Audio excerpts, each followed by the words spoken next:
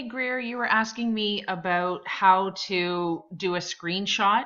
I've done it where I do it on my phone and then just insert it, but on your computer, it's going to be a snipping tool. So if you've never used that before, I'm just going to quickly show you where to go. This is my little nerdy e-learning tutorial on how to do snipping tool.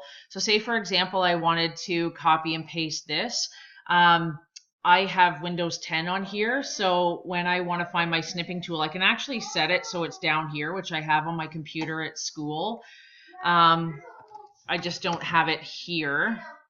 And so when I search for snipping tool, it looks like this. Even on my older computer, it's the same logo. So all I have to do is just copy it. And then I can save it.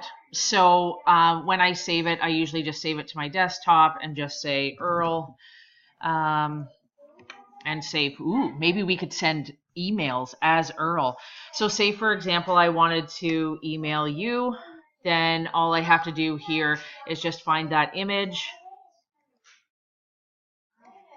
and then paste it in.